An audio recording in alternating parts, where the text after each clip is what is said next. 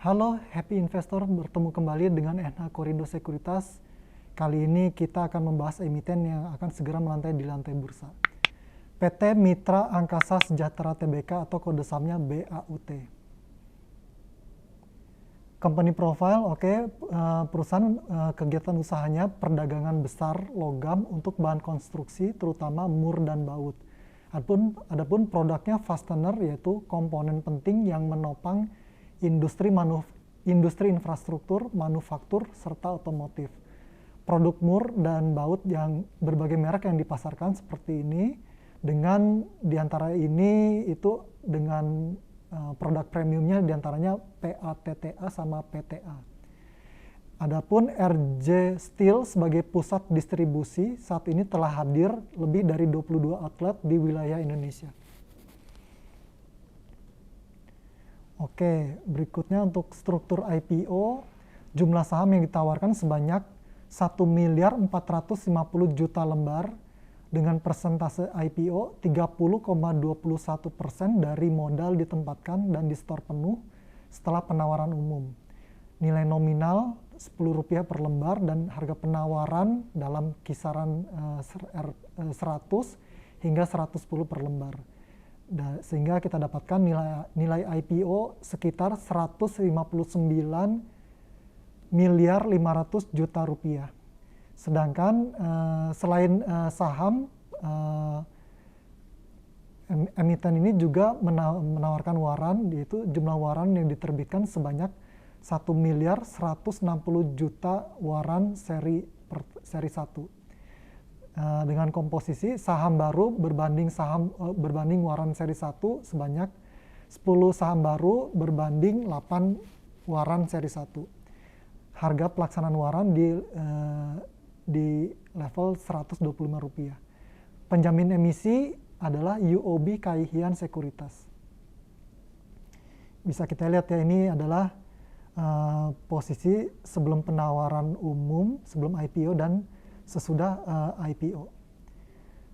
Oke, untuk jadwal IPO, masa penawaran awal pada 4 hingga 10 Januari 2022, terus tanggal efektifnya pada 18 Januari, masa penawaran umum 20 sampai 25 Januari, penjatahan tanggal 25 Januari, tanggal distribusi saham dan waran secara elektronik pada 26 Januari, dan pencatatan saham dan waran di Bursa Efek Indonesia pada tanggal 27 Januari.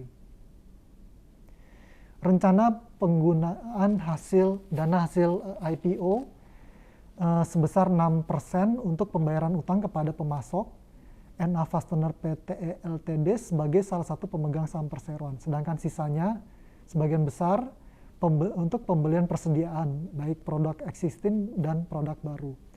Oke, itu dari dana hasil penerbitan saham ya. Sedangkan dana dari hasil penerbitan IPO, dari waran IPO itu 100% atau seluruhnya sebagai modal kerja untuk pembelian produk existing dan baru. Di sisi lain, apabila dana IPO tidak mencukupi, perseroan akan menggunakan pendanaan internal, kas, perbankan, dan atau lembaga keuangan non-bank. Oke, competitive advantage-nya yang pertama franchise mur dan baut. Jadi perusahaan ini menerapkan franchise mur dan baut pertama di Indonesia, yaitu perusahaan mur dan baut pertama yang menciptakan bisnis waralaba dan kemitraan.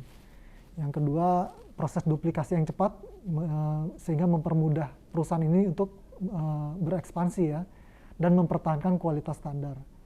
Yang kedua, dia berbasis teknologi komputer dan digital, jadi pengoperasiannya dengan sistem komputerisasi meningkatkan produktivitas serta efisiensi.